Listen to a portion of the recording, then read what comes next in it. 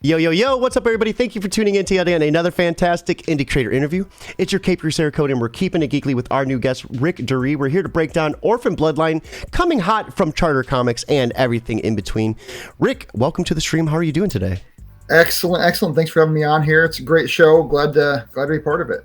Yeah, absolutely. I had the chance to read Chapter 2, and holy crap, I love what you guys are doing with the Orphan Bloodline. But before we dive into the comic book too much, let's begin with the basics of who you are and how you got into creating comics. Yeah, I'm just a Joe. You know, we're all just going through life. But I was playing some D&D with my buddies, and we created this character that was coming back in time into the traditional fantasy world from the future. And I had to get deep. I hate these characters that are shallow. Hey, I'm a ranger. Oh, now I'm just shooting bows. I had to have some depth there. So I decided to give this kid a blood disorder where he was holding on to all the metals in his blood called hemochromatosis. And to get over this, his parents brought him to China, of course, to Wuhan, where all the great technology's at for medical, because the FDA wouldn't approve the work in the States.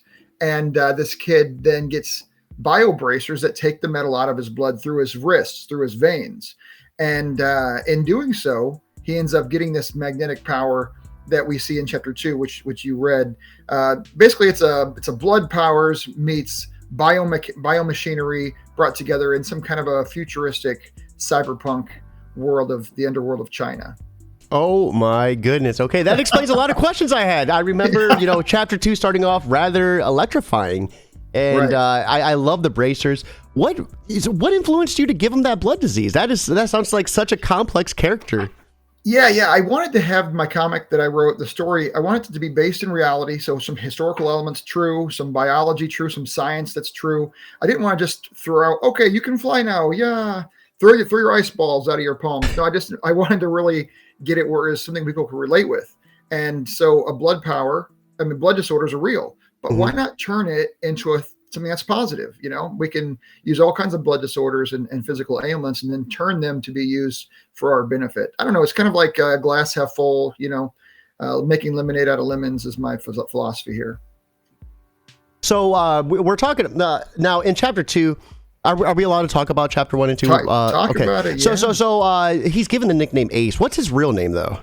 Right. So everybody in the game starts with their own in the story starts with their own full name. But when you get into the underworld of China, they rename you with something similar. Mm-hmm. So Ace is his real name is Asen. Okay. I was writing the story with my son's name Mason, and Asen is the word for, in German it's Eisen, which is the word for iron. Mm-hmm. And so I thought, okay, what's the American version? Well, Asen. Okay, his name is Iron because he has too much iron in his blood. And I started bringing all these periodic elements, all the characters. Manga is from manganese.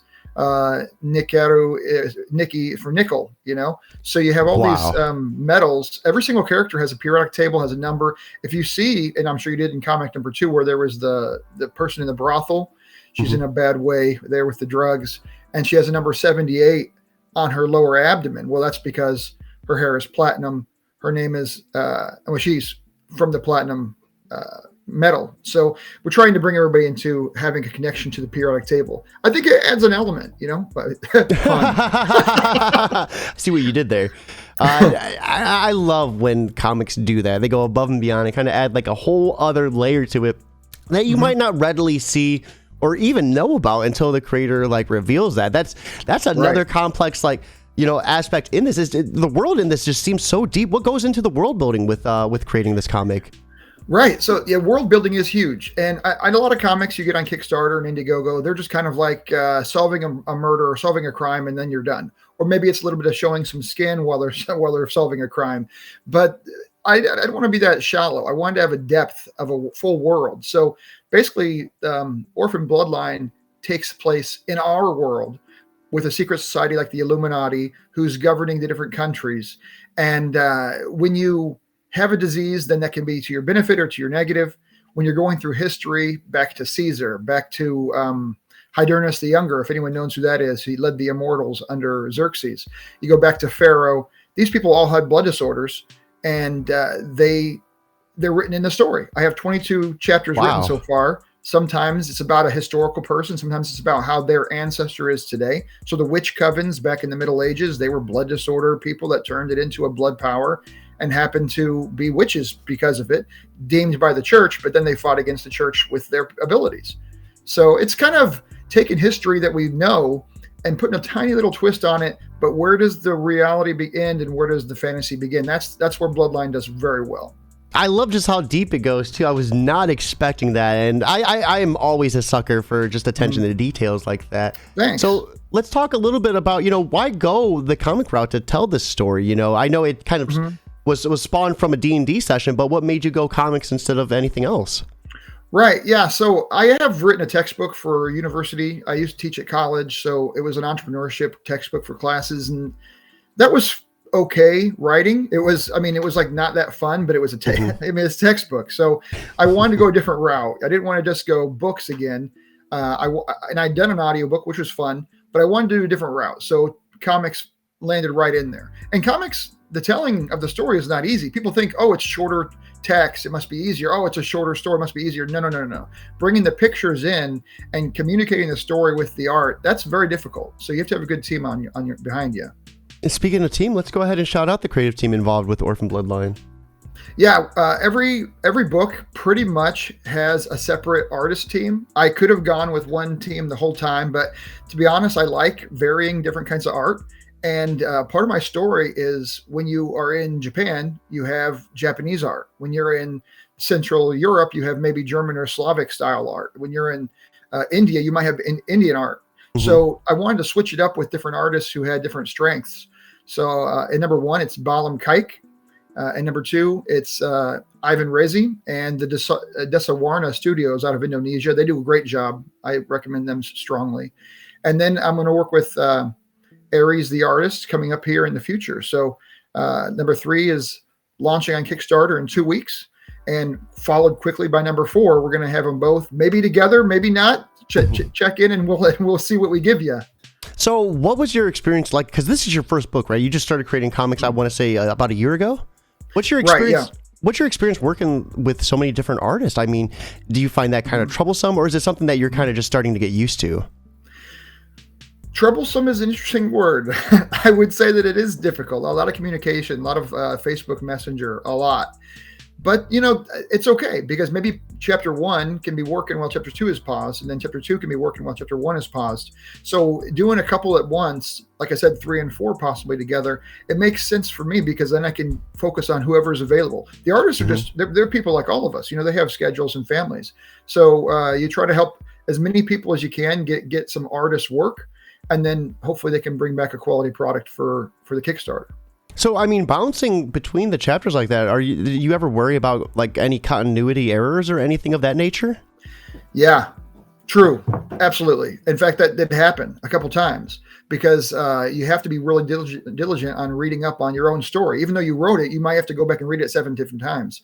So I caught several changes that were done by the artist without me noticing right away. And so, yeah, that's an issue. But you got to be watching that. You're the creator, you're the writer. Yeah. It's up to you to make sure you do it right. I was gonna say, because it's pretty interesting hearing that you balance like both, the chapters like that together. And I really do like how you change the art style when it's in a different like country. Like, what kind of inspires you to go that direction? The inspiration I got for that was ukiyo-e style from Japan, the old Imperial Japan art, from hundreds of years ago. It's beautiful to me. It's just absolutely. Our world needs to appreciate Japan just for that style of art that they brought to us. And so I started saying, what if I did a comic book about Imperial Japan within the Bloodline and used that art? So I actually have a side story you can get as an add-on in the Kickstarter that has the ukiyo-e old Japanese style of art. And I said, this is how we're going to do it from now on. We're going to follow the style of the art with the country, with the people, with the culture. I think it's really important that we show different cultures and different peoples. Yeah, that's really cool too. I think that's something that's not really being done a whole lot or utilized a lot within the comic scene. So that's really cool. So let's go ahead and start with the basics. Chapter 1, what happens? So number 1 is kind of like an origin. I don't really like saying comic 0. A lot of, when Marvel puts on a new character or whatever, they do comic 0. I don't really like that. So this is number 1, but it's really the origin of Ace or Asen. His parents, they get into turmoil. You don't know what happens, but somehow she gets pregnant. He feels like maybe it's not his kid. the kid has a disease, it's hereditary. Oh, wait, we don't have it, so it's got to be some kind of finagling going on here with the kid. But the dad and the mom, they work it out and they stick together because they want to raise their child. Mm-hmm. Well, when they're raising their kid's having dialysis every day. Now, this is where the biology skips and comes into fantasy. With hemochromatosis, you actually might have to do dialysis once a year on the worst case scenario. So I just ramped that up to doing it daily. So it would be really a strong impediment to the character. For anyone who's listening that's not aware, like what goes into that dialysis part? Yeah, dialysis is when they put a machine on you and they pull your blood out and they spin it around and take the metals out and they stick it back in, kind of like when you're giving plasma. Yeah. It's kind of similar to that. Or kidney dialysis is common for people who have failing kidneys. I know a friend who has that. It's very sad. And that kind of gave me a little bit of direction in this as well. So the dialysis part's free. It's painful. It's tiring. It's tedious. It's expensive. It's all the time. And so, our character, Asen, he actually thinks about committing suicide. Like, why am I putting my parents through this expense? Why am I putting my body through this expense? But his mom works in a lab, like my wife works in a lab. And the FDA trials were hiding some of the possible, cures for his disease. And those trials were being done over in China, in Wuhan, obviously. That's where they happen, right? We know that now. So he goes over to Wuhan and try to get some help. But they realize his blood is special. And this is where it gets into the lore a little bit. When your blood's special, it's because they're going to use you for some reason. So a lot of people's blood have blood disorders, but only some people have extreme blood disorders.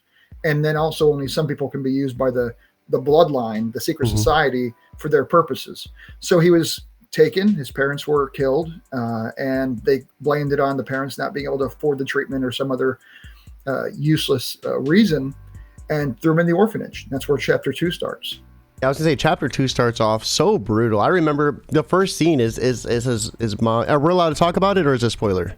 Oh, we don't worry about spoilers. Just talk, baby. Yeah. For first page, I mean, his mom is dead, and I was like, Jesus, like what a start! And him, just the reaction, the emotion, and he just gets caught up by the throat, like just thrown down like a dog and just beaten.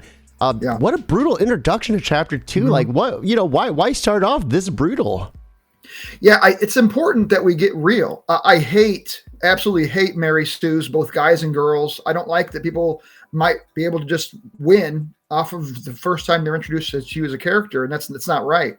I'd much rather like the hero story where they come back and improve, and then they can then conquer. And he's just grabbed by this very strong martial artist, Julong, the head of the Kozin house, which is a fraction of the bloodline, and just thrown around and says, you're not going to take this out on me. We're going to move you to the orphanage and you're going to make me some money in the underworld. And that's the move forward. I mean, when you're in China and you don't speak the language and you're a kid, what is he, 15 years old? He's going to have to do what it takes to survive. And that's a lot of what... Oh, go ahead. That's a lot of what chapter 2 is about, is surviving at that point. I really love how you paired him up with Manga, who's also the niece of the dude who killed his mom. I was like, wow, like this couldn't get any worse for Ace, like in the beginning of this. So do they all have like a special blood disease, or is it just Ace at this point? So hold on, you're freezing up a little bit. Okay, sorry, I'm back. Are you there? Yep, we're good. Okay, so they all have what? Do they all have like a blood disease, or is it just Ace at this point?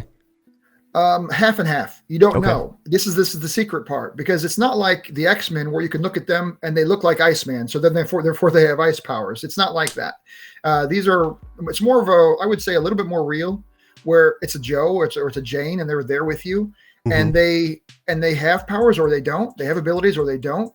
And the blood powers aren't everything. I mean, look at Nikki. She has a blood power. You don't know what it is right now, but she's a samurai. She studied Bushido, and so she has martial arts ability. Is that really a superpower? And some people would say wielding a sword like a samurai is a superpower. So it depends on how you look at it. In my opinion, don't expect them to have blood powers, but when they do, you'll be surprised. And it's all about surprising the audience. That's my hope. So we talked a lot about like this bloodline in the game. What is the game? Now that might be spoiler, but like what's this all leading up to? Well, then this is a big one. I'm going to give you a hint. at comic number 4 now, okay? Because I wrote 22 comics. I have them all in my head, so let's just throw them down. You get introduced deeply into some of the masterminds of the Bloodline in comic number 4. And the thing about what they've done in the past, this is a flashback to the 80s. This is a flashback to the Soviet Union. Uran in book number 1, and then again in book number 2, she's the doctor. She's the mad scientist. Well, you can see that she's dressed in some kind of a Soviet, Eastern European garb. And that's because that's where she comes from. And she worked with Eisen. I'm not going to say anything else. He's in the first comic, page 1. That's all you see of him until chapter 6. But they work together to orchestrate Chernobyl. So I'll just say there's a lot of bad stuff happening in the governments, and they're using their political power to run experiments. And the Bloodline is used. I mean, the blood powers of people are catalysts in these experiments. I really love how you're like implementing like real world things to like Chernobyl. Are we gonna see the elephant's foot? Isn't the elephant's foot like a big thing with that? There's so much lore. Oh man, I want to incorporate everything. You know what? You're gonna write one of these comics. You're gonna come in. You're gonna write about the elephant's foot. It's gonna be. That's such a crazy thing though. That thing is so radioactive. Like they would put like cameras on like little remote control things, and it would burn the camera, the film. Like it would take the picture, and the film itself would be burning like mid picture. Like it's just remarkable to think of how radioactive something of that nature could actually be. Yeah, there's one of my artists for my cover of that number 4. I posted it on my social, so definitely check out Orphan Bloodline on Facebook. Check out Richard Duree on Facebook. You'll see just this week I put a cover up for that comic, and it's about one of the Bloodline members being destroyed inside Chernobyl as it melts down. It's amazing art. I mean, absolutely amazing art. Alfred's attempts at art is the artist on Facebook. I'm a huge advocate of his. It's and the radiation poisoning is wild. Like the way you get cancer from it, the way like your cells just dissolve, and like your body is just literally dissolving. I recount a story, I think from what Hiroshima, I think one of the survivors, they kept him alive over in Japan just to test and like the effects of his body and what radiation did. It's just it's wild. So we can see like maybe some like Chernobyl like radiation stuff going on in issue 4.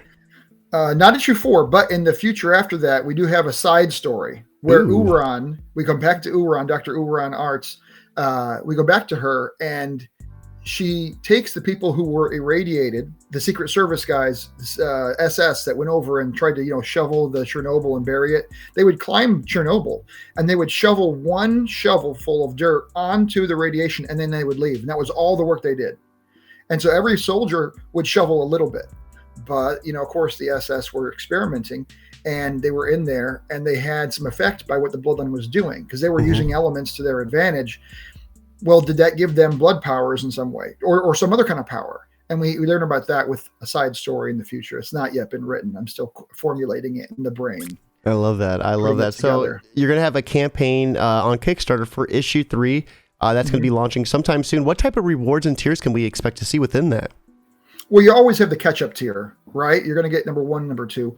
I always offer a premium, high-quality foil cover option, which in chapter 1 and chapter 2's Kickstarter, that was the book everybody bought. I mean, it's the collectible. It's beautiful. I don't charge too much. A lot of people charge, $20 a piece for those or more. I charged I think it was $15 for both chapter 1 and chapter 2 together. So super cheap on the foil, because I feel like indie creators, we have this opportunity to offer people a really good book in their hands. And if they're going to spend the money for the shipping, and they're going to support us over other options that are out there, I mean, let's really make it worth their while. That's what I say. No, I think that is awesome. So that should be going live soon. How long are you planning on running it for? The full 3 weeks? Or are you going to like have any sort of different date for that? It'll be 4 weeks probably. I'll do 4 weeks. And I'm back on the tiers real fast. We have tarot cards, a full tarot deck. Oh, that's cool. Yeah, because back in the Coven, Witch Coven, I told you about those earlier, one of the first members created the first tarot deck with her blood power. Another aspect. Now, this goes into the sacred ancestral items of power, SAI, sacred ancestral items of power. Anybody who has a bloodline power and they use an item, and they use it a lot, especially for killing and all that having to do with blood and you're going to have that power from yourself radiating into the item. So her original tarot deck, if you have it in this current world, you're going to be able to see the future. It's going to actually, do its job, what tarot decks should do anyway. That's so cool. I love that. And I'm a sucker for merchandise like that too. Like stuff like stuff you could hold and actually like mess with and fidget with. Like that's so cool. Rick, one more thing. And this tarot deck, the pictures aren't chosen by me. They're chosen by a local psychic. We went to a psychic. I'm serious. We're all in. We're 100% in. We go to a local psychic and we say, these are all of our images for Charter Comics, all these different books, from all the different creators. Which card should be Pentacle number 5, Five of Pentacles, or the Six of Cups, or the Lovers card? And she's sorting through them right now, and she's putting them. This is what I feel is the right image for this card right now. That's what's happening. So that's so you'll be cool. able to get those tarot cards. It's touched by the spirits, I suppose you could say that. No, that's awesome. Rick, I was going to ask, what's next for you in 2023? I know you said you had 22 issues already kind of planned up, but and another short story, but any other series or projects outside of this series? Well, part of Charter Comics' benefit of being part of a group, which I think is important that we all get parts of groups, whether it's a Facebook group or it's a group of friends in your area, your local comic shop, and those people, you have to have some people that are supporting you. And sometimes they are doing a story that you can add to. You can edit it. You can write a chapter in it. You can maybe do some art for it or help them with the logo design. And then that's where I see myself in 2023 is working with my group to help them. They help me, doing a lot of Comic Cons. I'm going to go to Tulsa. I'm here in St. Louis, so I'm going to be going to the St. Louis ones. I say support your locals. Do what you can for your local cons because they need to be beefing up. Don't just focus on the ones that we all know about that cost $1,000 or $1,200 per table. Go to your local, and they might give you a free table. And get your work out there. Do some signings. Absolutely. And everyone that is watching, if you are interested, right here is the website. Be sure to go to orphanbloodline.com, stay up to date when that Kickstarter goes live, and share that link around. It's 100% free to share that link on Facebook and Twitter and let your friends know about it as well. So, Rick, sounds like one hell of a year for you in 2023. Before we let you go, I got to ask you for a little bit of advice for anyone out there who is interested in creating a complex character. What would be some little bits of pieces you can offer them to kind of help them achieve that? Yeah, I like the idea of the complex character and the world building, just going deeper. The way you do it is you never stop thinking about it. You say, what else could be? And you ask people, ask everybody and give them all your ideas. They'll give you their ideas, start sharing and grab from people. So you can really build a deep character. You might do your reading. You might watch your shows like Lord of the Rings or what have you and see how characters can be written in a deep way. But the reality is you just have to really think, what else is there in this world? What else is there deeper? How can I keep adding to it? Watch some videos on YouTube that show you how to build it as well. They'll give you some things you haven't thought of before. It's all about just keeping going. And I wouldn't say you can start too early. Start when you can. If you can start now, then start now. Don't worry about waiting. Some people do that. There's a guy I was helping out this last week. He said, I've not done a Kickstarter before. I don't know what to do. I'm like, well, let's do it then. I get on a Zoom call with him and we put together a Kickstarter campaign with him. That's what we need to do is just get it out there. And you don't want to get out there in a negative way, but you want to go and get out there as soon as you can with a minimally viable product, the MVP, as we say in the business world. And hopefully followers can jump on board. Awesome advice, Rick. Thank you so much for swinging by and hanging out with us, breaking down this awesome book and everything in between. Everyone watching, once again, right here is the website.